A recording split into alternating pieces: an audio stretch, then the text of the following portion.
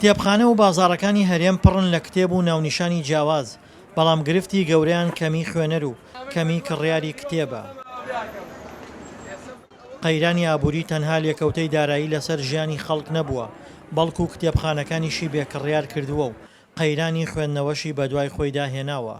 زۆربەی ئەو کەسانە کە کتێبە خوێندنەوە هەندێک لایانی پەیوەندیدارە بە ژیانیانەوە، بەخاترەوە خوێنەری تەلەبەیەگە ناچارە بەهۆی زانکۆ یا بەهۆی مەکتەبەکەی کتێب خوێنێتەوە، بەڵام کەم کەسمان هەیە لە فەراغی خۆیان خەریک کتێب خوێندنەوە بێت یان بۆ وەرگرتنی زانیاری خەریک خوێندنەوە بێت. وتم ئەمەش ئەگەڕێتەوە بۆ کولتورەکە دروستمان نەکرد. و لایەنێکی تری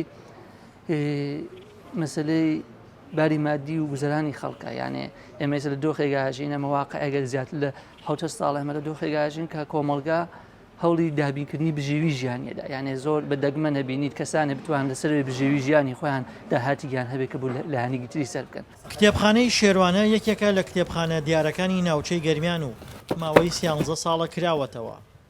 لە ئێستادا بەهۆی قەیرانی خوێندنەوە و نەبوونی کڕیاری کتێبەوە ئامادەکاری بۆ فرۆشتنی کتێبەکانی بە نرخی هەرزانتر و داخستنی کتێبخانەکەی دەکات. لە 2010 بۆ 2014 خوێنەر زیادی کرد، لە دوای 2014 بۆ 16 تۆزێک کەمتری کرد، لە 2017 و 2018 خوێنەر بە تەواوی دابەزی و تا بێ بەرەو دابەزین خوێندنەوە.